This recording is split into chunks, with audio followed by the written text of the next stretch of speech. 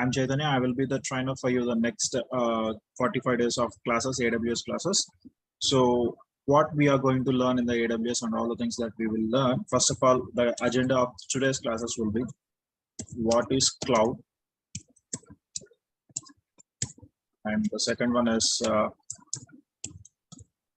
so what is the cloud services, or else what are the cloud services that we have to understand these concepts.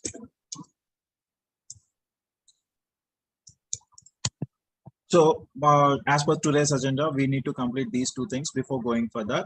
So everybody will be nowadays, everyone are hearing the word called as cloud, AWS, Azure, GCP, all these things. Now, if you see here, what is meant by cloud? Before you understand these things, you need to have a brief looking towards your infrastructure. So before you learn about cloud, or else what cloud is actually. So previously, several years before, everybody will say that a cloud is a storage. Cloud is a storage where we will be storing the data. So only to store the data, we use the cloud. But as of now, what is happening as the days go on and as the years pass on, the cloud has introduced so many services. So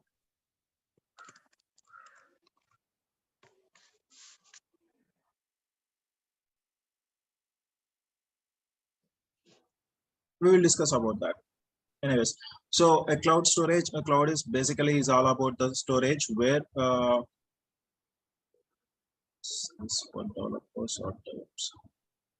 anyways, this is completely for infrastructure like we are going to discuss the cloud regarding the infrastructure. This is all regarding the DevOps itself. So if you are learning, it is completely only about AWS. We are not discussing about the DevOps. Whatever the course that you are learning in the next 45 days, that will be completely about AWS only. It is not for the DevOps. So the DevOps classes are different. Okay. So you are a certified AWS developers. That's fine. So then these classes are not meant for this. So you are looking for this. Anyways, we will discuss about that. We will ping it out. Anyways, in the last 20 minutes of the time, last 10 minutes of the time will be for your questionnaire. We will discuss all about all those things. But as of now, let us dive into the concepts that we are going to discuss. Okay. Anyways, coming back to the next one. Yep. Nothing much. That's fine. I will try to clear out all your doubts. Whoever are having any doubts regarding the cloud, we will discuss about all those doubts in the last 10 minutes of the session, where we are going to end at the time of ending of the session. We will discuss about all those things. Don't worry. Now, when we go back to this, everybody are thinking that the cloud is a storage. In the previous days, everybody are thinking that the cloud is a storage. Simply, if I have to say, the best example, so many people will take as Google Drive, or else OneDrive, or else somewhere like Microsoft Drive. So anything will comes under the cloud storage. They will thinking about that I can store the data into the cloud. But later on, what happened? The cloud has introduced so many services, and before we go for the AWS, first of all, you need to understand why we require cloud. What is the necessity that each and every company nowadays? What is the necessity that each and every company are looking forward for cloud? So, so every startup company, or also every small range of companies are looking for cloud engineers, or also Memens is also nowadays looking for the cloud engineers. What is the necessity for that? So before going for all those things, if you are an engineer, if you are an engineer in working in any IT firm, so everybody knows that for running the IT services, you need to have servers.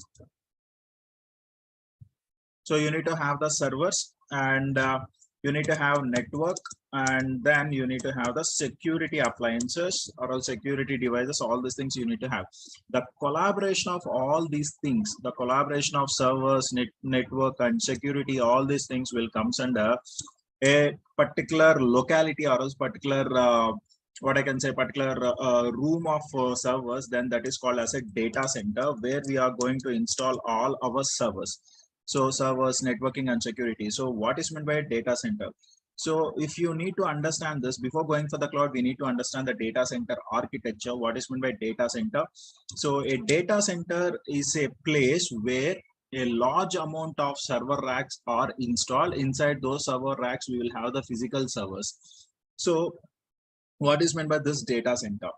Now, as I already said you, and this data center will provide you about servers, and it in inbuilt to the data center we will have the network, and this will provide you the security devices. All the security devices will be present inside the data center. Now, how a data center will be looking like physically how a data center will be looking like.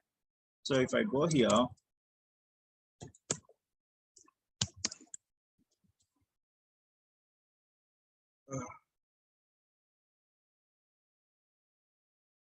yes.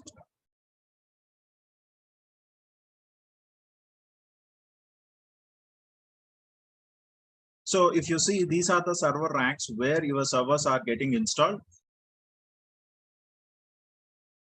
Is my screen visible to you? Is there any problem with the screen sharing? Yes, sir, visible, sir. No, Yeah. it's visible. That's fine.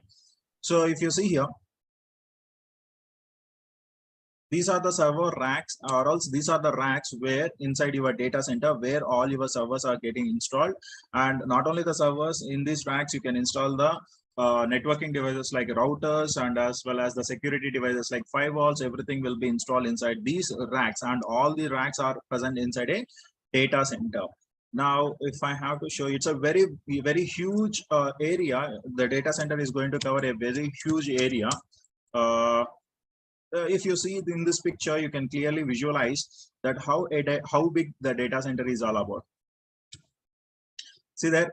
So if you see the trucks near the data center, see how they are looking like a small toys. So this is this big how a data center. Actually, it is like it is a cloud data center. But when you compare to your normal data centers, like normal company data centers, for example, if you are going to take about TCS, or else if you're going to take about Wipro, or else any company data centers, they are relatively small compared to the cloud data center. But eventually, what you are going to find out inside a data center, only the servers and network and security appliances will be available inside a data center. Now, how can we select an area for a data center? If I want to install any data center, then how can I select an area for a data center? The first thing what you need to see is you need to check it out for the power. So if you think in a company which is having a 10 computers, if in a room there are 10 computers, then definitely we need to have an AC. But if you go for a data center, a very big data center where there are thousands of racks, inside the thousands of racks, you can have some some thousands of servers. Now, how much amount of AC, or else how much amount of coolingness that the particular servers will require? And regarding that, how much amount of power that a data center requires? So we need to have high power availability so that the data center will get power from two substations. From two substations without any power loss. If at all one substation is down, then we can get the power from the another substation, so that continuous power supply will be available for the data center, and as well as it will have around 3 days of power backup.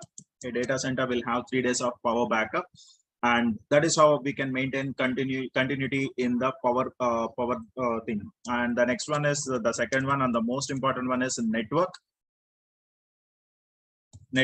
Like data centers are not residing near to or else next to your companies. So data centers will be available only at the far end of the city, so that we need to have the network connectivity from our company, that the server needs to connect to the data center, or else the client needs to connect to the data center where their servers are located. So how they are going to connect? If at all there is no network connectivity, it is impossible to connect to the data center. So definitely we need to have a network connectivity that can be done by your data center. And the next one is, first of all, we need to check out the climatic conditions also, and we climatic conditions like what are previously within 20 to 30 years, is there any disaster occurred at that particular location? If there are any disasters, then the data center will not be installed at that particular location. So if there is no disasters are occurred, or else less frequently any disasters are occurred, then that can be selected as a perfect area for installing the data center. And as well as transport facility. So why we require this transport facility? And not only that, we need to have, so every 5 to 6 years the equipment will be changing. Obviously we have to change the servers, or also obviously we need to go for the maintenance of the servers. Everything will be done. So within 5 to 6 years we need to have all the changes. For that we need to have the transport facility available very near to the data center. Of course the data centers has to be installed at the far end of the city, but still we need to have the connectivity through the all ways of transport. And as well as equipment requirement, as I already said you that every 5 years we need to change the data center or else data center equipment, then definitely we need to have all these things ready. So why we require all this? Why we require the data centers? What is the necessity of a data center? Like, hope you understand that what are the necessities that we have to, or else what are the precautions that we have to take whenever we are installing any data center. Now after installing the data center, my data will be transferred between the companies and to the customers. Now if I have to install this data center, which is very big in scale, I need to have very huge amount of investment that I have to do on a particular data center. If I am a small scale industry, or else if I am running a small scale firm, then how can I go for this type of data center? Is that feasible for me? For example, there is a company where there are only 5 to 6 employees are there. They are trying to work it on a particular application, and they want to deploy the application on a particular server, which is about a very startup industry. So for a startup industry, is that recommended to have the servers, these many number of servers and this many number of what I can say, how much amount you are going to spend on the servers is not feasible for a startup company. So what is the main thing that we have to overcome without spending the cost, without having this much amount of cost? How can I go for that? Now there comes a picture of cloud. So this is how your cloud will be introduced for the small scale industries. What is meant by a cloud? A cloud is a service provider, or else it is going to provide the compute service, or else it is going to provide the network and security services, and you are going to have your computers just within a blink of your eyes. You can install your servers and you can run your applications without any further efforts, without putting any extra efforts, or else without purchasing those servers. You will just rent a server and you will just install the application on the server and you will run it out. For example, if I have to show you, I don't have any server right now. I just want to introduce, or else I just want to install my own company. So I will go to aws.amazon.com. From here I will log into my console. I will just install a server.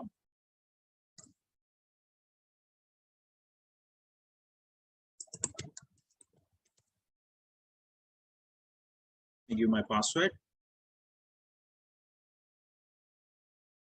Simply I will go with the configuration of the server. I will just install a server within a while, and I will deploy my own application. Example -server. That's well and good.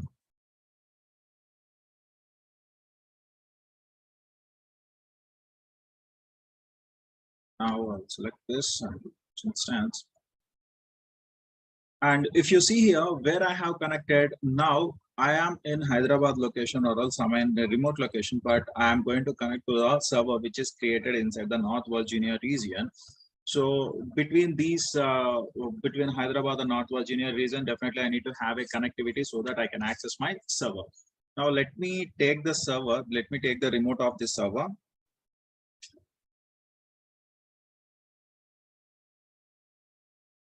Okay.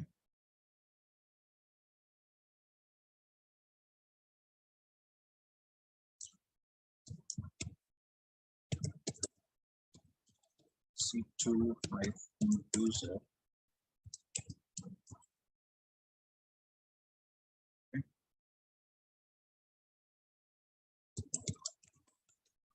You can come to know about all those things. Don't worry about that. But still, now you are able to access your server.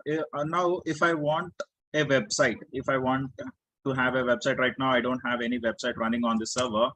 But if I want instantly, if I want any website, let me do one thing. How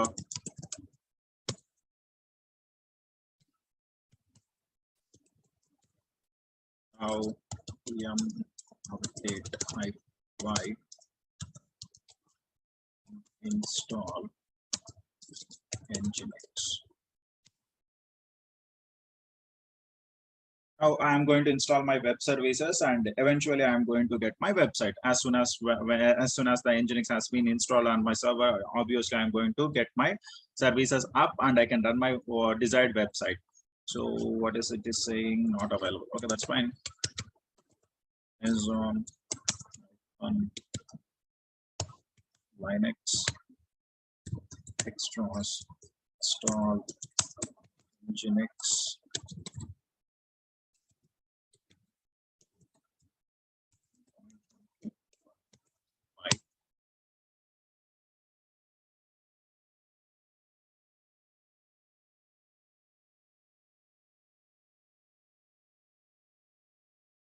Okay, systemctl start Nginx. Now my services has been start. Now if I refresh this, if you see here, I got my website. Instantly I'm getting my services up and running. So I don't require anything. I don't need to bother about my servers. I don't need to bother about the networking, and I don't need to bother about the operating system that has been running, whether it has been installed properly or not. Is there any monitoring that I have to do? I don't need to bother all these things. Just I have installed my server, and I just install my services, and I'm running the services on that particular server. So I'm able to work it out instantly. But if I want to change this, now if you see here, I got a website like welcome to Nginx. I will just make it a small change. Nano/user share Nginx HTML index.html.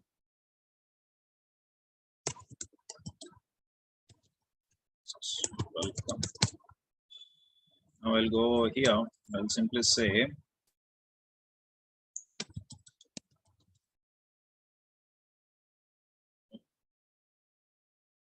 welcome to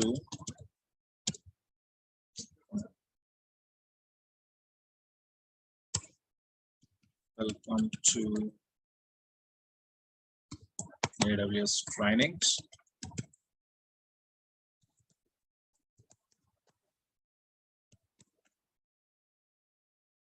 When I refresh this, automatically the website has been updated like this. So that what is happening here in the back end, what is happening? So I have just deployed a server, and from the server I deployed a service so that it is instantly accessible by each and every person. Now, if you take this URL and if you search in your mobile phone also, you can access this service. Now, this is how the cloud will be helpful for the right now. The cloud will be helpful for the candidates who are, or else for the companies which are budding companies, any budding companies that are coming into the picture. This is how the cloud will be helpful. Now, what are the different cloud service providers that we are having? So the cloud service providers are AWS, Azure, and GCP, and like that we are having so many cloud providers like Alibaba, and then we are having virtual VMware cloud, and then Oracle cloud. That there are so many clouds are available, but as of now, the majority of the cloud market share was taken by these three companies. One is AWS, and the other one is Azure, and the other one is GCP. Now, if you are going to learn about the cloud, now whenever you are learning the cloud, what are the steps, or else what is the procedure, how you can learn a cloud? The first thing that you need to understand, or else first you need to make sure that you have a knowledge in Linux. So definitely every cloud engineer has to have a knowledge on Linux. Basic Linux is more than enough to have knowledge, or else to get understanding about the cloud infrastructure, or else whatever the practicals, or else whatever the services that we are accessing. Majority of the services will be taken care by the Linux operating system itself. So you need to have a basic understanding about the Linux, and then you need to have any one cloud. So basically you need to have an understanding about any one cloud.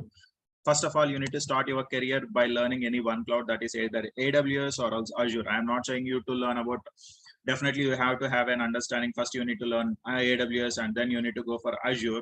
It is not recommended. You can have a brief understanding about, either you can have a knowledge on AWS or also either you can have a knowledge on Azure.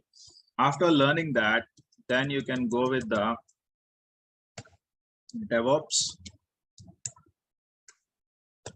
and then you can go with the then you can have shift. If you learn here AWS, after completion of AWS you can go with the DevOps, and after completion of DevOps you can go with the Azure. So if you learn AWS you can go with Azure, or else if you learn Azure then you can go with the AWS.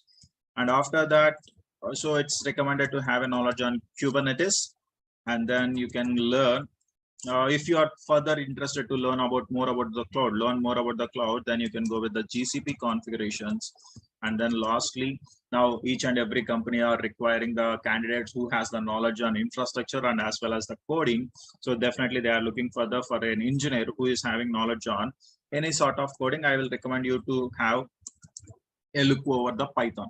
So this is the agenda, or else this is how you are going to learn the cloud from basics to the higher levels. So this is how you are going to complete your sessions, and or also this is how you are going to learn all the cloud, and so that you can get a prominent job in a company. Now, definitely, is that recommended to have a knowledge on Python? It is not recommended to have that, but if you are having a knowledge on, I'm not specifying that you should have a knowledge on Python to learn the cloud. It is not recommended. But if you are interested towards learning the coding, and if you want to get a job in a good firm, then definitely you need to have the basic knowledge about coding, and as well as you need to have the basic knowledge about infrastructure. So whatever we are learning in the AWS, what are the concepts that we are learning in this class in the next 45 days, that is completely regarding your infrastructure only. There is no more coding that will be involved into your AWS. Now, what we are going to learn in the next couple of months, or else next 45 days, the first one is, so what will be the curriculum of the next 45 days? As I already shared with you in the website, and you can have a look over that. But if you want to know about that, I will just share you a brief curriculum here. So the first concept that we are going to discuss is VPCs. So in Amazon, first of all, you need to have a basic understanding about the first one is introduction to cloud. Intro to cloud. This is the first thing that you are going to learn. After that, you are going to learn about VPC, virtual private cloud. And inside VPC, there are some services like what VPC will be providing. So the VPC will be providing like somewhere VPC peering, NAT gateway, and security group, security concepts, and then VPN configuration. And then we will be learning about transit gateways. These are all the concepts that you are going to learn in VPC. And before you go for this, my recommendation is that you need to have a basic understanding about the networking also. Not very in-depth of networking. CCNA level is not required, but you need to have a basic understanding about networking. Among those networking concepts, you need to have a knowledge on IP addresses, and the next one is CIDR range. So these are the concepts that you need to have a basic understanding before you go for the VPC configuration. Why? Because VPC will comes under the networking services that are provided by the Amazon Web Services. So you need to have the basic understanding about these things. And after that, after VPC, then we will be going with EC2, Elastic Cloud Computing. So in EC2, we will be learning about what are the different types of instances that we are having, and how to configure the instances, and what are the different images that we are having. Either it might be a Red Hat image, or else it might be Ubuntu image, or else it might be Amazon Linux image, Windows image. These are all the things that we are going to learn in EC2 instances, and as well as we are going to learn about launch templates, and then we will be learning about load balancers, auto scaling groups. These are all the concepts, and with that we will be learning about global accelerator, Route 53, and CloudFront. These are some of the services that are provided by the AWS itself. And after EC2, then we will be going for IAM policies.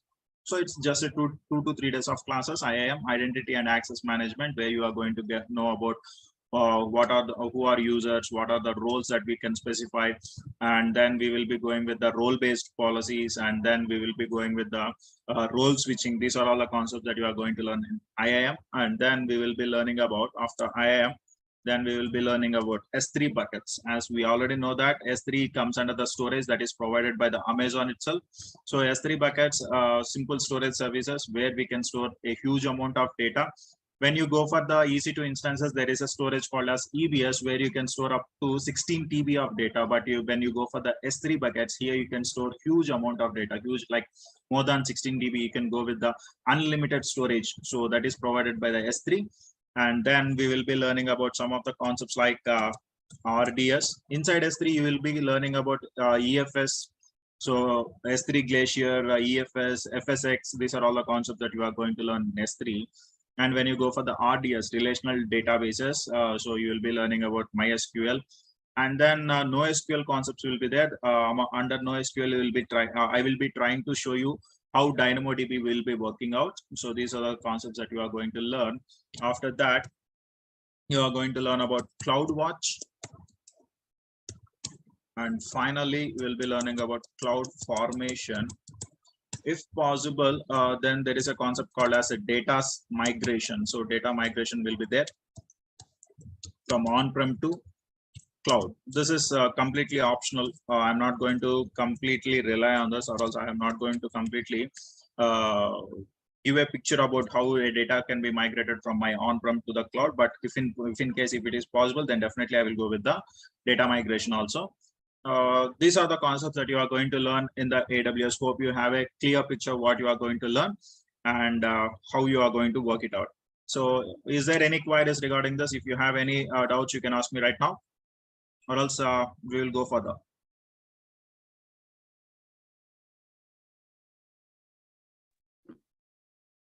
Yes, Pradeep, we will have the practical hands-on, whatever the concepts that we are telling that you are going to learn, that will be completely practical related. I am not going to share any theory part.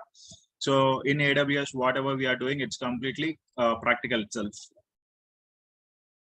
Sorry, we don't have any class for the developers for the project related things. It is completely basic concepts that we are going to discuss how an infrastructure can be maintained. Will we cover Linux? Linux is completely basic. Will you give the basic idea? See, if I have to go for the Linux, then it is again going to take another 15 days to complete the Linux. So the basics of the Linux, it will going to take another 15 days. So, yep.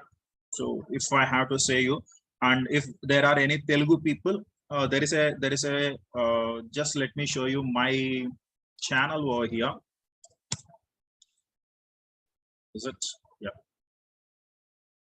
You go here, this is my CGIT trainings channel where you can have Linux content in Telugu. You can look after that. It will be helpful for you, I hope that, but it is completely in Telugu and some sort of English will be there. So if you are having any doubts regarding that, you can have a look over that. So that is what I can recommend. But basics of Linux, in the sense, whenever we are covering the AWS parts, yes, we can provide that. But compared to the next one, it's pretty difficult to have the classes going on with the same Linux concepts. If I have to cover the Linux and then I have to come to the AWS, then it is again going to take another 15 days of burden. If it is okay, then we can go further. Still any questions, any queries? Solution architect. If you are a solution architect, then I don't recommend you, but yep, if you want to check it out through practicals, how we are going to learn the AWS through practicals, then yes, you can have a look over that. I'm not recommending you to that. And the next question you are asking is sports. Do you provide material for AWS exam questions? Any material for AWS exam questions? So AWS exam questions, you can go through the AWS website where you can find out the exam questions. I will show you at the end of the session. You don't need to worry about that. AWS Lambda, yes, you are going to learn about AWS Lambda, but I am not saying that this is completely cloud administration. Yes, it is completely the cloud administration what you are going to learn. It is completely regarding how servers are deployed and how servers are maintained, how can we manage the services. like how to install, or else how to create a particular web page, or else how to create a web application, and what are the different services that are provided by the AWS to run a particular IT firm. So yes, it is completely cloud administration. It will comes under complete cloud administration. How this course will be helpful for Oracle DBA. This course, Oracle DBA, it is not for this database administration. We are not going to provide, like, see, this is all comes under AWS Glue, Apache, Airflow covered here. No, I can simply say that I cannot, whatever the covering topics I have already mentioned about that. I didn't specify about AWS Glue and Apache. So yes, it is not that. Will you cover shell scripting in this course? No. Will you cover shell scripting? The shell scripting will comes under the Linux, and as well as when at the time of DevOps learning, you can have, I can cover the shell scripting. Right now, it is purely AWS, so we are concentrating more on AWS only. Python developers, see, Python developers, if you want to have an idea towards the infrastructure related thing, now if you are deploying any applications in any servers, how the servers will be functioning, what are the phases of deployment, and what are the different problems that an infrastructure will be provided, yes, it will be helpful for the Python developers also, if you are really interested towards learning about the operations team. So if at all, if you're a developer, you need to know how an operations team will be working. Yes, it might be helpful for you. What are the AWS certification possibly I can plan? You can plan AWS associate level certifications. Associate. Let me show you one thing.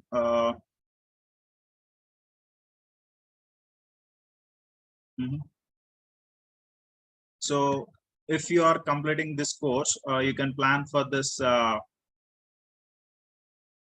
certification, like you can go with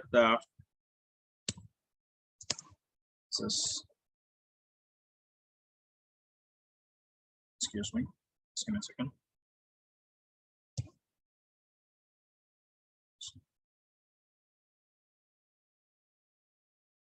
You can go with cloud solution architect associate level. You can write the exam, or else you can plan for the certification regarding this. You can go with this.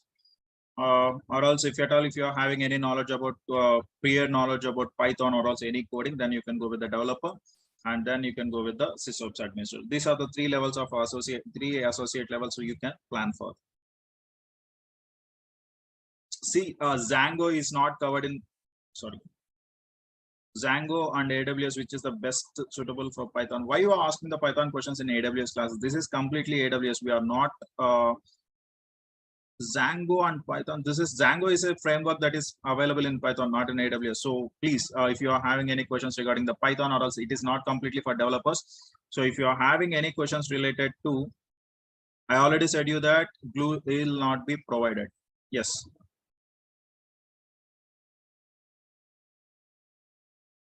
Could you please share the complete topics you are going to cover and how many hours? I have already provided Kavan, I already provided the same in the website. You can go through the website. I have given the complete curriculum, and as well as I have specified the topic also. So I don't want to waste the time on all the things. You can go with the, you can go to the website where you can find the topics. If you want the website, so I will just show you that.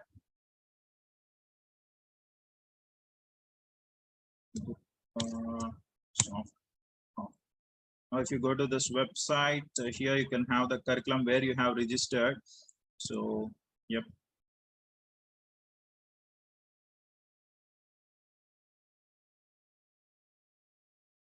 You can have the clear-cut curriculum, how many days it is going to take, and what are the different topics that we are going to cover in this, and all the things will be available right over here. So, so this is not the questions that you need to ask at this point of time. Will I get a job after this course? I don't recommend you to have the job only with the AWS. Then definitely you need to have the knowledge on both AWS and DevOps. So majority of the companies are looking for the engineers, but to learn DevOps, definitely you need to have the basic understanding about the AWS. So you need to have both, so AWS and DevOps. So by combination of these two courses, yes, definitely you will get a job. And I don't have the basic knowledge on Linux. I think you will provide, right? See, again, I am repeating. So if you don't have the Linux knowledge, okay, that's fine. But the basics concepts you cannot be covered. Why? Because again, I am saying you it's a time constraint. I have to complete the course within, if at all, if I have to complete the course within 45 to 60 days, then definitely you need to have the basic knowledge about Linux. If you don't have, you can go through my channel. You can have that. You can have the basic concepts only. You don't require much amount of much knowledge about the Linux, like administration level, like a pro. You don't require that. So let me do one thing. I will ping you at the right of my class. Anyways, still CGIT trainings. You can search it out.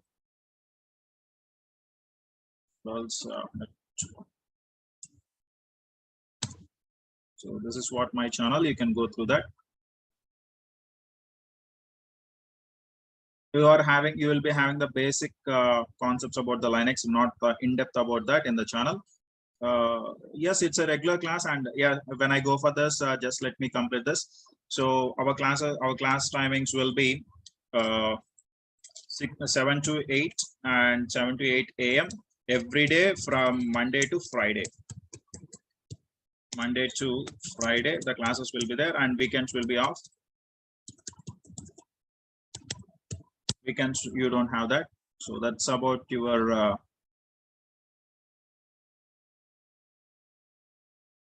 which certificates can I write with this course? AWS, I already specify that. I don't want to repeat it. Without dumps, yes, you can find the dumps in the websites of AWS. You don't need to worry about that. Dumps are not required for the writing the exam, any exam. But anyways, if you want the dumps, then you can have it. So you don't need to worry about all those things. No dumps will be provided. And this is you can go through that if you want to learn about Linux. Yes. Any other questions regarding?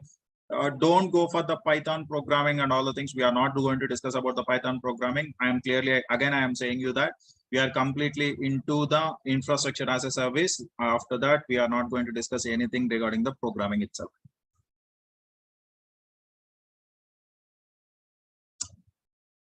Gautam, I already said you that you can go and write the AWS associate level of examinations. So I have specified the path also. So can I pass? That completely depends upon your hand. I cannot say that you will 100% you will have the pass percentage as 100%. Why? Because it's completely on your practical knowledge and on your theoretical knowledge what you are going to learn. So that's what I can say. You said path, it is okay. I will. Which certificate? Associate level certificate. I already said you. Associate level, there is solution. I have given you the clear picture. You are having the three levels of certifications. One is the AWS Solution Architect Associate, Developer, and SysOS Administrator. Among those three certification, you can pass AWS Solution Architect Associate level. Okay, with this course, I can pass Solutions Architect. Yes. Okay. Any queries regarding other things? I hope that everything is clear right now. If you don't mind, please take my screen and look at it. Actually, I'm searching for cloud course. Please, it's not a one-to-one session. I can have the session at the time of at the end of the session. I will definitely let you know about that. But as of now, we have to discuss about. I have to go for the another queries. So hope everything is clear. Is there any doubts regarding that? Now, what I'm telling is, I already attended some other institutions demo class. They shared some course content that is very huge. They are telling that 26 tools in 2 months. So, if you do, I am looking for your advice. Actually, I have a great belief in Durga Sir and his institution. So, I am asking your view on that course. I can take that course or this course. We will talk it in a one-to-one session. If you don't mind, we will discuss about that, please. Okay, thank you so much. Yeah. When will you talk? I will ping you within like after the completion of the class. Definitely, I will ping you on that. Okay. Thank you so much. Guys, will you provide the recorded session right like every class? Yes, recorded videos will be available for you at any at all the sessions of the recorded videos will be available for you. Don't worry about that. and this course has offline or online. Actually, right now we are connected through online, so that I can say this course will be online. And if you at all, if you want anything, you can come to the Durga Soft, which is located in Hyderabad. That's what if you want the offline. But as of now, this is completely online itself. Yes. Okay, fine. So that's about your queries. Hope you understand the queries. Is there further delays or else further things we will discuss in the later on sessions when we are going further into the classes. And as of now, I can clearly say that no programming or else no coding will be involved in the AWS training. It's purely infrastructure related training that you are going to get, and what are the different services that are provided by the Amazon Web Services, and how we are going to work on the Amazon services, what are the basic concepts that we are going to cover, everything will be there. That is completely regarding your infrastructure only. You don't have anything regarding the programming. So no programming languages are required, no Python language, no coding is required to learn the AWS, but a little bit of JSON is required, where we are going to cover in the cloud formation, that I can make you understand at the time of IAM policies and all the things. I will try to make sure that you are able to understand all these things. Hope you understand this. And still, so that's about what you are going to learn in next couple of months. And these are the topics that we are going to cover. And tomorrow we'll be starting the new class.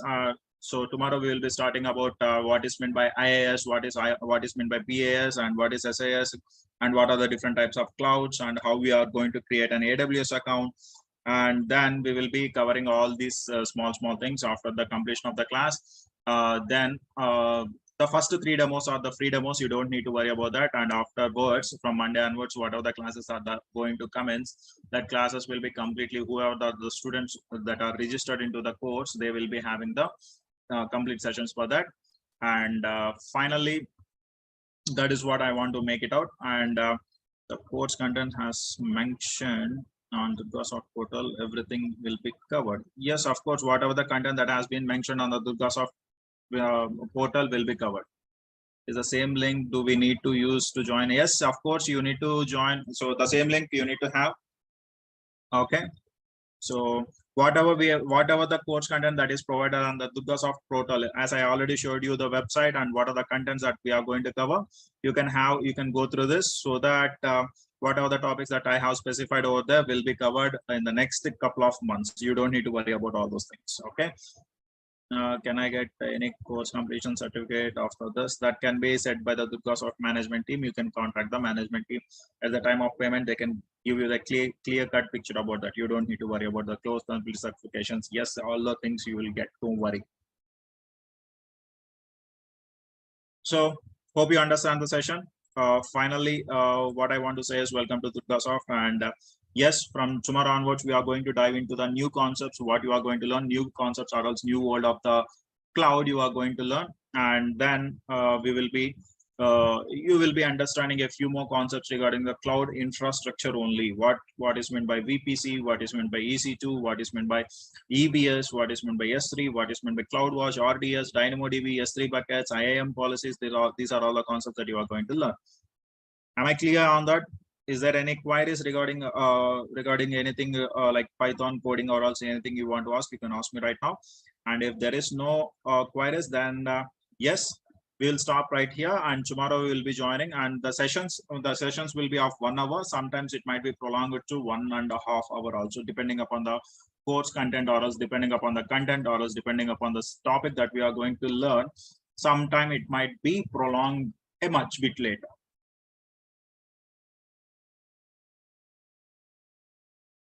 Yes, you can get the recording of this class also. I hope that we will provide this demos also, so you don't need to worry about that. Okay, so hope you guys hope you understand what you are going to learn in the next couple of months. And that's all from my end. So have a nice day and bye. Take my screen. Okay, just give me a second. Gautam, right? Yes. Just give me a second.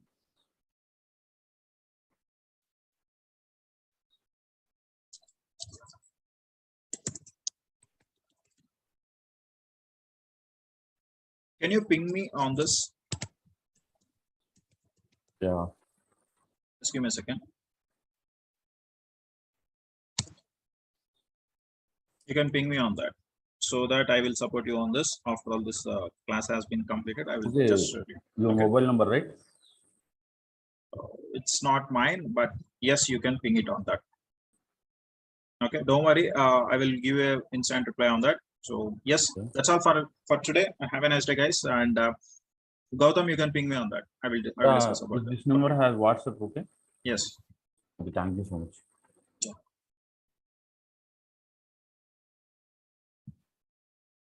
Thank you, guys. We will see you in the next class. Bye.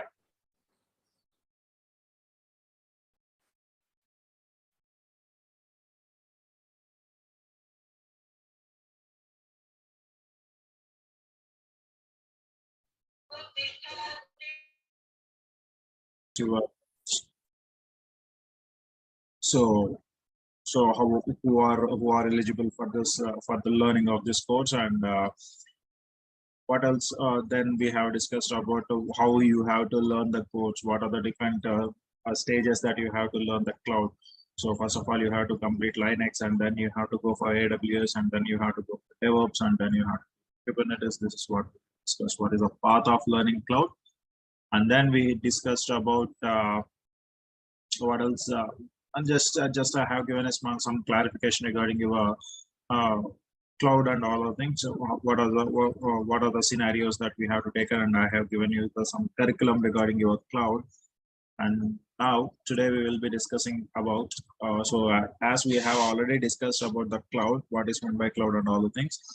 I just want to repeat the what is cloud, and then I will just go enter into what is data center, and then we will go with the servers, physical servers, how physical servers will be looking like, and what are the different physical servers, rack servers, and then how a networking will be configured. And before entering into the AWS, just we will go through some of the basics of networking concepts, and then we will be going into the Linux operating system. So basics of Linux operating systems can be said here, and then we will be entering into AWS. So as I already said you that Linux is very important for your AWS. So we will be learning Linux, basics of Linux, what are the required commands that we need to understand. Those will be said in this topic, not the entire Linux. So system administration level of Linux cannot be taught here. So what are the basic commands, how we have to access some of the commands, and what are the required commands that we need to understand to have a knowledge on AWS, that we will be learning in this class. Not only in this class, in the next class also we are going to understand about the networking concepts and Linux itself. So I need to say you about what is meant by cloud. Yeah, a cloud, everybody will think that cloud is a storage, but as I am saying you that the cloud can provide you different services remotely. So a cloud is an infrastructure provider which can provide you different types of infrastructure services, like servers, and where you can install databases and applications in that servers. So again, I am repeating that a cloud is an infrastructure provider which will provide the servers and networking concepts, and inside that servers you can install the databases and applications, whatever your requirement are there. So this is about the cloud. So is cloud is physically present, or else whether it's an imaginary thing? So if I have to say you, so cloud is a physical data center. So what is this physical data center? As we already discussed in the last class, what is meant by a data center? A data center is a place where you will have a large number of servers are assembled. So what is this? What is meant by a large number of servers assembled? So a data center is a place where large number of servers are assembled. So how servers will be assembled inside a data center? So if you see, as I already said you in the last class, I have given you the scenario that A data center is a very large place where you can have multiple number of rack servers. Rack servers or also blade servers will be there. So how these rack servers will be looking like, I already given you an example. If I go back here, so you see here, this is how your data center will be looking like. A huge amount of servers will be assembled. This is how your rack servers will be there, and these racks will have an server. So these racks will consisting of physical servers, and as well as these racks will have the networking related devices like Cisco routers or Juniper routers, and in this racks we can configure the firewalls like Barracuda firewall or also whatever the another type of Fortinet firewalls. All these devices will be connected over here. Now, how a physical server will be looking like. So just give for an example, if you go for HP Gen 10 server, so this is how a physical rack server will be looking like. Yeah. So this is the rear view of your server where you will have all the hard disks are assembled. And this is, if I have to show you, I will show you this. This is the best example. Over there.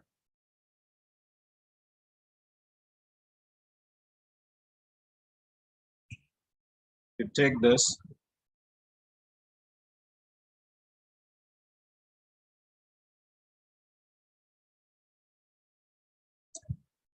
Now, this is how your physical server will be looking like. This is the HP Gen 10 server where this is the front end. So if you can see this, here you can see the green lights are blinking. All these green lights are indicating to your hard disk. And this is the rear view of your server where these are all the hard disk, what I can say a hard disk base where you can install all the hard disks. And these are all about your LAN ports where you can connect your networking cables. And this is about your power supply. And this is the serial port, and this is your power supply channel. So these are the fans. These are the fans which will be cooling your server, and these are your this is the VGA cable which can be connected to your monitor. So this is how your servers will be looking like, and these servers are clamped to your racks. So as I already said you that in data center you will have the racks. So if I have to show you server racks, so this is how your server racks will be looking like inside a data center. So yeah, this is how your servers or else this is how your racks will be available inside the data center where all the servers are clamped into your racks. So just like your wardrobes, how your wardrobes are looking like, in the same manner your racks will be looking like this. So in this server we will be implementing some of the virtualization concepts. There is a concept called as virtualization. Inside that virtual machines we are going to deploy the operating system, and inside that operating system we are going to deploy our application. So if I have to say you, I will show you a small diagram. So there is a very big area. This is the area where suppose if you think this is my data center. Inside my data center there will be racks. This is about your server rack. This is how your server rack will be. Inside the server rack you will be having multiple physical servers. So if you think this is the physical server, and not only a single server, a rack can consisting about 20 to 25 physical servers in a single rack, and there will be some thousands of racks that are available inside a data center. So this is how your servers will be there, and inside these servers you will have virtual machines. You can come to know about these virtual machines. You don't worry about that. So this is a virtual machine inside, and again you will have multiple virtual machines.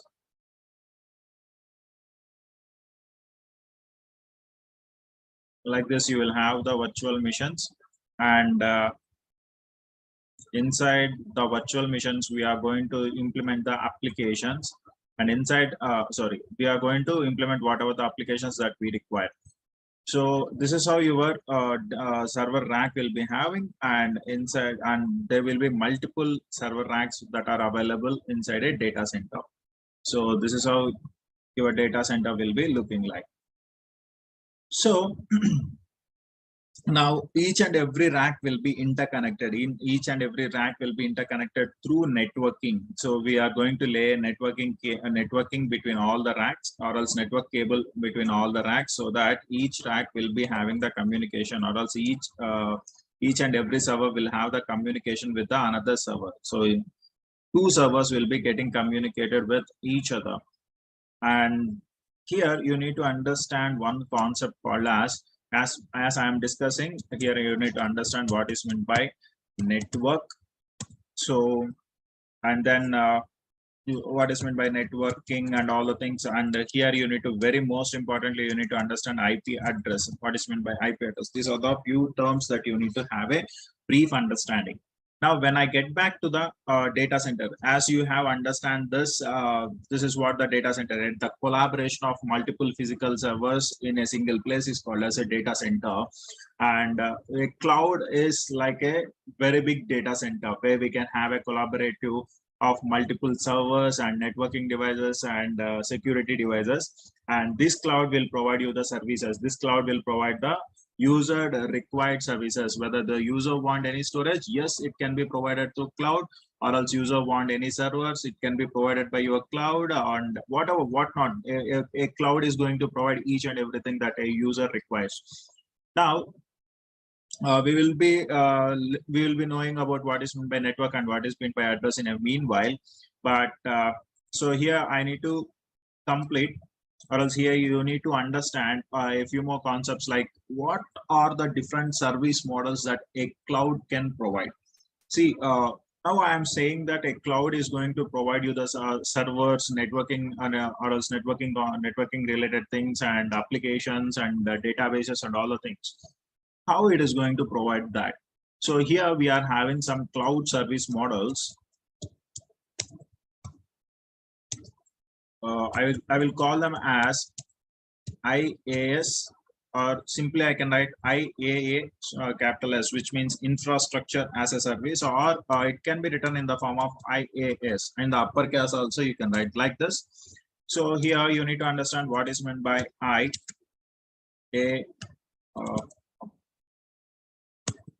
yes. So infrastructure as a service. Infra as a service. So let us go for a brief example. If I have to say you an example for this, now you have constructed, or else you have given a contract to a contractor that to build a very home, so very new home. So he has constructed a new home for you, and he has hand over a home to you. So whenever he is doing that, he can cross check that what are the required things for the home, like whether we have created or constructed a wall clearly, or else is there anything that we have to do with the with all the home requirement, home related things, he can do that. But if you ask the contractor, so when, at the time of joining into your, or else housewarming thing, if you ask the contractor that, hey contractor, okay, you have constructed a very good house, but what about the appliances? There are no AC, there is no AC, there is no refrigerator, there is no TV inside my home. If you ask like that, what contractor will say? Obviously he's going to say that, hey mate, that is not my work to do. So my work is to construct a home for you. I have constructed a beautiful home for you, but the application related things, like whatever you want a refrigerator, that's your thing to purchase it, or else if you want a TV, that's your thing to purchase. That is not my thing. So my work is to construct a home for you. I have done my work, and remaining like applications and all the things, that's your responsibility. So in the same manner, as like the same scenario in IaaS also, infrastructure as a service also, so the service provider, whoever are the cloud service providers are there, either it might be AWS, or else it might be Azure, any service provider. So in the infrastructure as a service, they are going to provide you the infrastructure. So what is meant by infrastructure? So here the infrastructure is nothing but they are going to provide you the servers, network, and somewhere like data, network and security.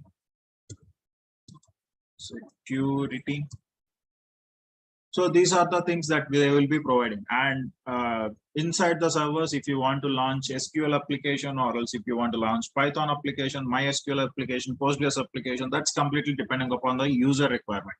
That doesn't bother, that doesn't have anything to do with the infrastructure as a service. So if you go and ask the service provider, hey mate, I have created a server inside your cloud, but you are not providing SQL inside that server. So obviously AWS or else any service provider is going to say you that, thank you for contacting, but that's not my responsibility to provide the application also. It's your responsibility, as you have chosen IaaS. So it's not my responsibility to give the applications for you. It's completely your responsibility. If you want to install Nginx, or else if you want to run Python, or else if you want to run MySQL, that's completely related to you. So whatever you want to do, you can do that.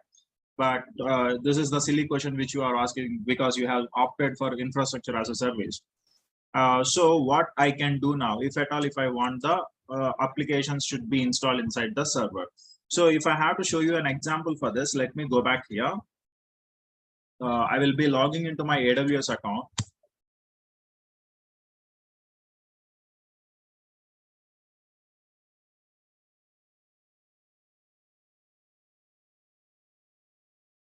So here, if you can see, we are having, I think I am having a server over here. So let me log into this server.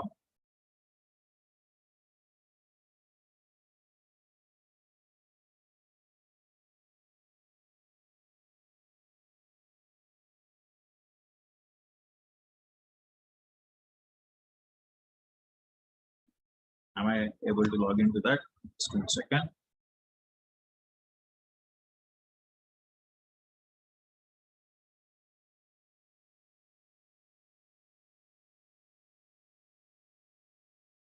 Where is my public IP? Excuse me.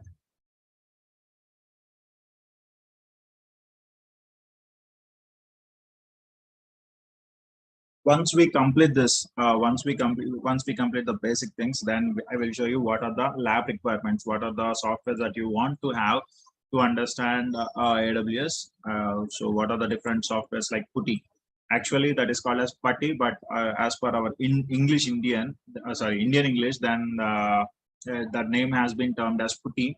So I'll let you explain, or else I will tell you how to install Putty in your computer. And these are the some softwares that we require. Putty only, we require not much more than that. And you need to have and one more editor called as Visual Studio Code. That is very helpful for you. That is a handy application for you to edit some of the code. So sir, yesterday you said there will be no coding, but now you are saying that there is some code. But here we will be having JSON scripting, where you are going to write a little bit of code for your IAM policies. To understand that, we require some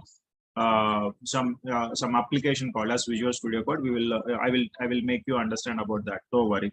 So these are the applications that we require to understand cloud. Rather than that, we don't require anything else. By default, you will be having Chrome or else Edge. Anything is okay for you. And tomorrow I will be saying about how to create an AWS account, so that you can create an AWS account and all the things. So don't worry about that. So let me log into this server.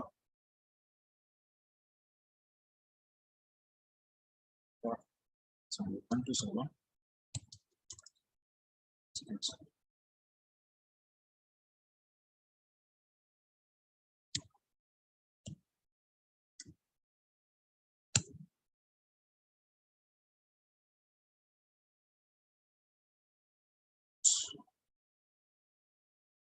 Sorry. It's the error that I got. Right. Yeah. Okay. Now, if you see here, now when I give the IP address of this server in my URL, or else in my address box, if I give like this, now what I'm going to get the server, whatever the service that you want to reach, you are unable to reach to that particular service. So the site cannot be reached. Why? Because I don't have any website that is installed in my server. So now what I'm going to do here is, let me show you. So as I already said you, they will provide, or else the service providers will provide me the infrastructure only, which means that they will provide the servers, they will provide the networking, and they will provide the security only. They are not going to provide any application related things. So if you want to go for that, then it's our responsibility to have installing. So if I want to convert this as a web server, just I will go for, let me do one thing, apt install nginx-y. Now when I do that, so automatically my server will be converted as a web server. So I can provide the web services from this server. Let us have a look into that. Now when I refresh this, see that I got a website like welcome to Nginx, which means that I have deployed an application called as Nginx, so that my server has become a web server. Now, if I want to install SQL, it is my responsibility to install the application. So this is what I can say you. I can simply say you about IaaS. So IaaS means infrastructure as a service, where they are going to provide only the infrastructure, and remaining concepts are all regarding our things. So an engineer has to work it on whether I have to convert the server into a web server, or else an application server, or else any database server. That's completely depends upon the user thing. Now the second one is, I hope that you understand about IaaS, and the second one is PaaS. So what is meant by PaaS? PaaS means platform as a service. Platform as a service. So here you are going to request for the platform. So if you want to have a database like MySQL or PostgreSQL, you are just going to going for the console like RDS console, and you are going to select whatever the database that you want to install in your console. You will just go to that particular service and you will install that particular service. So the best example which I can show you here is, let me go back here.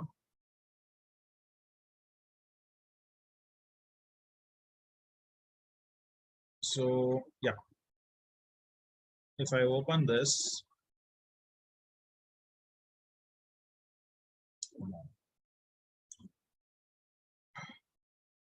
so RDS, yes, if you here I'm just going to select which type of operating system, or else which type of database I require. I will select create database, and it is going to show me a wide variety of databases which I want to install in my cloud. So it is going to ask me whether you want to install Amazon Aurora, MySQL, MariaDB, PostgreSQL, Oracle, and SQL Server. So see, some of the candidates in your company might know about MySQL, and some might be knowing about PostgreSQL. One client will ask that I want to deploy my server, or else I want to deploy my database inside an Oracle database, or else I want to take a database like Postgres database. That completely depends upon the user requirement. So if you want MySQL, you can select MySQL, and you can deploy that particular database. Now here, what you are doing, you are selecting the platform, you are selecting the application. Just you want the MySQL database, yes, you are selecting, but you are not working on servers. So here, if you see in this phase, you are working on the servers, you are creating a server, and inside that server you are installing the application. But here, if you see that you are not going to create any server, you are just going to select the database, and that inside the and you need to understand that we are not going to select any server where this database will be installed. By default, cloud service provider will have will have a thinking that this database should be installed in a particular server. Either it might be a Linux server or Windows server. We are not going to select the platform, which means we are not going to select any operating system, which operating system this database has to be installed. We are just selecting the database. So this is like a service apartment. I think you know what is meant by a service apartment. Can anybody tell me what is meant by service apartment?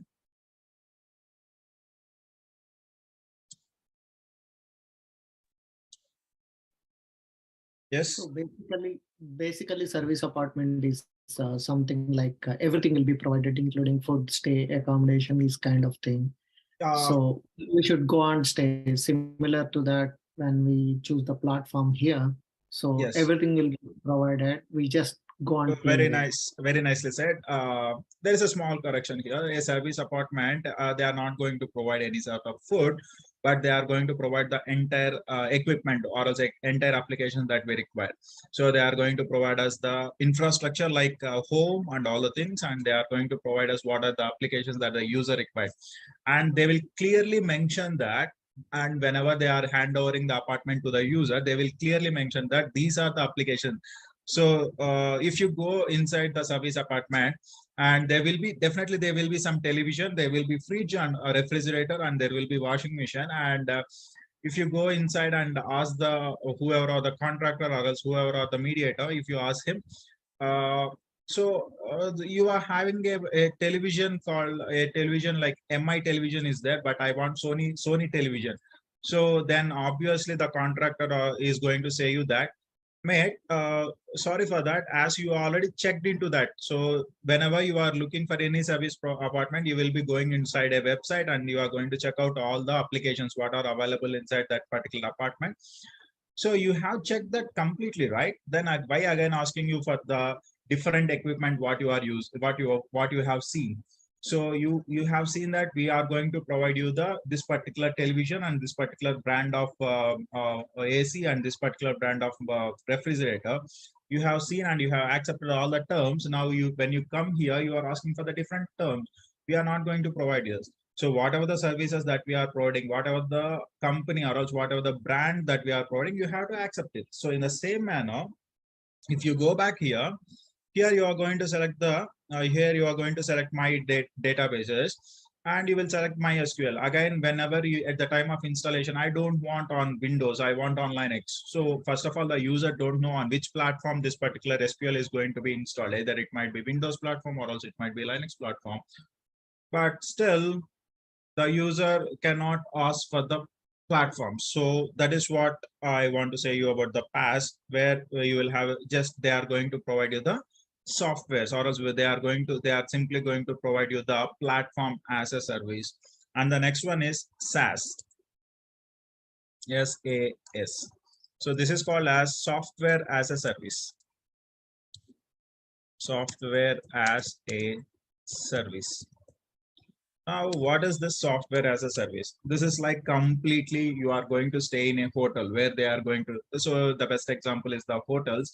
When you go and stay in a hotel, they are not going to. You are not going to pay for constructing, or also you are not going to have a lifetime thing. So you will just go to a particular date and you will check in into a particular date, and you will check out at a particular date. In the same manner, and you are going to use all the equipment that has or also all the amenities that has been provided by the hotel. Either it might be that is rooms and what are the application, and as well as they are going to provide free breakfast, free lunch, everything they are going to see into that. So you don't need to worry about all those things. So the only thing is you need to purchase or else you need to pay for what you are staying. So in the same manner here, SAS means software as a service, where you are going to purchase the software and you are using that software for whatever the time that you have purchased. The best example I can say is Office 365. Office 365. So this is the best example of software as a service, where you are going to purchase a software and you will be using that software. And another example is also, I can say it as Salesforce. Salesforce is also comes under the software as a service, where you are going to purchase it and you are going to use it. And so if you, when at the time of using these softwares, Office 365 and all the things, if you are at the time of using that, if you write a feedback letter for, or else if you write that, thank you for providing the software, but I want a little bit of changes. So now obviously the Microsoft or also Office 365 team is going to reply you like this. So whatever the software that we have provided, use it. We are not going to add anything else, but thank you for your feedback, and we will be updating that in the next update. So this is what the reply that they will be providing. So you have to use what they have given. That's it, and you don't have a chance to modify that. So simply, if I have to show you, let me show you a best example I am having. Just give me a second. I will show you one thing. Does it? Yeah. If I go here, this particular diagram will brief you about what is on-site, what is IaaS, what is PaaS, and what is SaaS. If you see here so what is blue? Here the blue represent you manage, whatever the user manages, and the orange or else red represents that service provider managers. Whoever are the service providers, either it might be cloud service provider, what they are going to manage. So if you see here on-site, so networking, storage, servers, virtualization, everything, operating system, middleware, runtime, data, and application, everything will be managed by the customer only, or else client, or else the user, or else the IT service guy only will do that. So IT service guy will do all these things. But when you go back to the cloud, that is IaaS, infrastructure as a service, here the service provider or else the service vendors who are providing you the services, like it might be AWS, Azure, GCP, Oracle Cloud, either whatever the service provider. So if at all, if you are opting for an IaaS service, then they are going to provide networking, storage, servers, and virtualization. So these servers will be physical servers that completely depends upon the service provider only, whether they can use HP servers, they can use Dell servers, they can use, so you cannot specify that I want these company servers. So you have to accept whatever the physical servers, and inside that physical servers, what are the virtual machines that they are giving, we have to accept it. But at the time of installing our operating system, we can select the operating system. So either you want the Ubuntu machine, or else you want the Red Hat machine, or else you want only Windows machine, you can select the operating system. And on that, we can install the applications, and then we can have an access towards our user data. So this is about my IaaS. When you come back to PaaS, in PaaS, you don't have access up to runtime. You don't have to select the operating system. Only what you can do is whatever the data, whatever the user data that you are getting, you can have an access towards that. And if you want to change the application related thing inside the application, whatever you want to do, you can change it out in the past. Now, when coming to the SaaS, as I already declared you that SaaS is a type of infrastructure as a service where you cannot do anything. Everything can be done by the service provider itself. The software, you cannot change the software, or else you cannot do anything. So just you need to purchase the software and utilize the software. After that, you can simply uninstall the software. That's completely depends upon the user requirement. So hope you understand this. If you have any doubts, you can comment out me in the chat box. Waiting for your replies. Any doubt, guys? Just everything will be provided by them. Yes, obviously everything will be provided by them. Yes. Any doubts?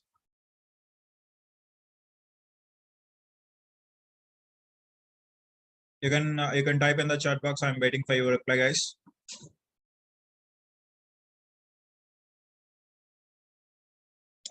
Which one will be beneficial for the customers? A very nice question, but that depends more detailed about runtime. Okay, we will discuss that whenever we are into the cloud. Don't worry about the runtimes. We will have a brief understanding about what is meant by runtime. That's simply an application. So either what is the software that you are running in the back end? So either it might be Python, or else it might be Java. So those are all comes under the runtime. You don't need to worry about that. Anyways, coming back to this, which one will be beneficial for the customer? So that depends upon the user requirement. So the user wants directly, they want to have an server, and they don't want to take more stress about the servers. They want only the application related things. Then they can directly go into the PaaS. As I already show you in the console, they can directly install their RDS in the specified servers. So that's completely user requirement. I cannot specify that this is what the user requires. So, or else I cannot say that. So the user required, so I'm going to, or else the service provider is going to provide that. So that depends completely on user thing. So yes, hope you understand. Funny, is there any doubts? Any example which are kind, any example which are kind of difficulty to classify? Ravi, I cannot understand what you are saying. Can you, you can unmute and ask the question. I am unable to understand that. Yeah, sure. So yeah, some of the things like, sometimes it will be difficult to classify, right? That may come under SaaS. Sometimes that may classify under a platform as service. So any such kind of examples where people used to ask like this is SaaS or PaaS, how See, that kind of things. first I want to make something clarifically. I want to say about this I want to give a clarification. This is in the interview perspective. I'm just saying that this is not the question that they are going to ask you in the interview point of view. But if I have to say you what will comes under what, if at all, if they are giving that. So simply you need to understand that who are going to deploy the server, whether the user is deploying the server, if at all, if I am deploying the server here, if you see here, who has deployed the server, this instance, the user has deployed the instance. So this will comes under the IaaS, infrastructure as a service. Now here, whenever I am just selecting the application, now who is going to deploy the server? Now the service vendor is going to deploy the server, then that will be coming under the PaaS. So this make the changes, this will comes under. So as I already said you this, so these are the things that are provided by the service providers. If anybody asking you, just think that what they are going to provide, whether they are going to provide me up to the servers, or else whether they are going to provide me up to the runtime. So depending upon that, you can classify that this will comes under IaaS and this will comes under the SaaS and or PaaS. Did you understand that? Yeah, I understood. For example, we have like we have email service, right? So so can we classify it like PaaS or SaaS? Obviously, which type of email service that you are accessing, whether you are accessing Office 365. So if you think that Office 365 that you are using, you can simply say that it is comes under SaaS. Why? Because you can add all the emails to your application, and if you want to modify anything, you cannot do that on Office 365, right? You can just have that application and you can run that application. That's the only thing that you can do. Or else in Office 365, you will be having Active Directory like mail services, Exchange box or mailbox and all the things. But what you can do, you can have the bunch of, you can purchase, so you can purchase a subscription up to 25 emails or else 50 emails. And you can only add up to 50 emails only. You cannot do anything else. I am so hope you understand this. So are you able to do anything else regarding that? So you're not going to do anything. You are going to only have a purchase, or else you will be having only the subscription up to a certain emails, and you are going to work it on that. That's it. So that will purely comes under SAS. Okay. Okay. Fine. Yes. That's all about your IaaS and PaaS and SaaS. Then we will be discussing about what are the different types of clouds that we are having. And if you understand this, public cloud. Chaitanya, before doing this, in the one of the screenshot you mentioned, right? In the cloud, I selected some SQL. Can you show me the screen? Okay, I think that is where we are all confusing about the SaaS and PaaS. See, here you selected MySQL. This is one example. You opted for PaaS, right? Platform as a service. Platform as a service, exactly. Can't we say this MySQL is an application? Of course, it's an application only. But in PaaS, in the diagram in PaaS, in the diagram you mentioned, right? Application won't be provided with the PaaS. It's in blue. Yeah. But in the I understand that. One thing I want to show you is that you are going to select about the application, right? Yeah. Now, when you select this application in MySQL, whatever the data that you are entering, who will be entering the data, whether automatically the service provider will give the data, or else the user has to provide the data for the database. Actually, MySQL is a database, right? Yeah. So inside, it's like a DBMS, right? Yeah. It's a database management service. Okay. Yeah. So who has to provide the data? Obviously, the user has to provide the data. Okay. Yeah. Now, if you see here, what I am saying, the data will be provided by the manager. Also, who will be providing that? User will be providing the data. Okay. Now, if I select this application, MySQL application, inside this MySQL application, I am going to provide my data, whatever the user given. So if I have a login page and the login page is connected to MySQL, now the user is going to give the data, right? So that data can be accessed by the IT service guy, whoever has deployed this MySQL, I can access that. So you will understand this whenever we go for the MySQL services also. Don't worry about that. But as of now, who will be accessing that? If you want to modify any data also, you can do the modification. Okay. Now, when we come back to the SaaS, software as a service, here you cannot see what the user data. So whatever the user data has given, you cannot see that. You can just give the username and password. That's it. You cannot modify anything. You cannot enter into the application and you cannot modify that. But in MySQL, yes, you can enter into this MySQL with the help of SQL Workbench client, and you can modify the data, whatever we have given that. So we can enter into this. Okay. Yeah. Still, it is confusing. Yeah. It looks like understanding, and in the other side, it's like confusing because only that word application is confusing. So yeah, I understand that. Don't worry about this. We will discuss about in depth whenever we go for the RDS, relational databases. I will make sure that you will have a clear cut understanding. Don't worry. We are having a very good practical on this. Okay. Yeah. Yes, there is one more question I got, that is the same services will be provided by other cloud service. Of course, so the same services will be so we will not have any control on the options that are in red. Yeah, of course, you don't have any control over the options that are in red. So the same services. So this is related to the I'm just specifying it for the cloud. So these are the service models that are provided by the cloud. I am not specifying that these are the service models that are specified by the AWS, or else these are not the service models that are provided by the Azure. So I am saying these are the service models of the cloud. Cloud means that you will have the AWS, you will have the Azure, you will have GCP, everything. So these are the service models that are provided by the any n number of service providers, whoever are providing you the cloud.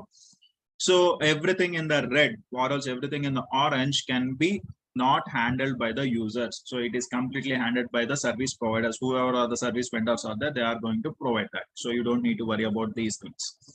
Yes.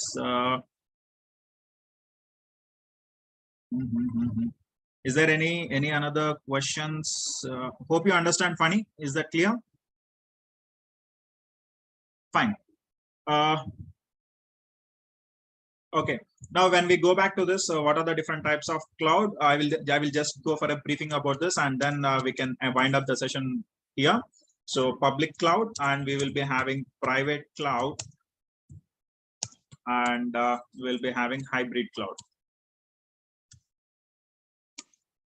Now here, if I have to mention the public cloud, so can anybody ping me what is meant by public? I'm waiting for your responses in the chat box. Can anybody say what is meant by public? Yes, guys, fastest finger. Exactly, everyone will have an access, exactly, available to all. Fantastic. So a public cloud is a type of cloud where we can have an access to, so all the clients can access this type of cloud. So whatever the services that are provided by the cloud can be accessed by anyone. So the best example is AWS. If you are having an account in AWS, or else if you are having an Amazon account, you can have the access towards your public cloud. And I can go with the Azure. Yes, it is going to provide the access to each and every customer. Now, what is meant by private cloud? Yes, as you have given the answer, private cloud. Exactly. So data with a particular organization, or else any sort of services that will be bounded for an organization, any sort of services that can be provided by a single organization, any servers that can be handled by an organization only. It is not going to share the servers, or else it is not going to share any virtualization with any another customers apart from the organization. Then that is going to come under the private cloud. So within the organization, I can simply say that within the organization, or else within any company, so then that will comes under the private cloud. So if I have to give a briefing about that, now let me go back here. Public cloud, a public cloud provider offering storage and computing services optimize their computing hardware and software support of these type of workloads. Now, if you have the definition, a public cloud is defined as a computing service provided by the third-party providers over the public internet, making them available to anyone.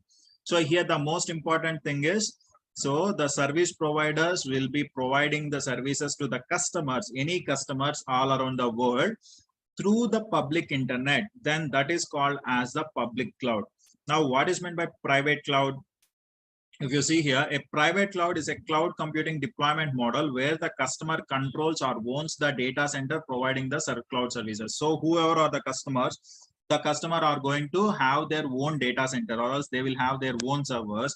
Then that will comes under the private cloud.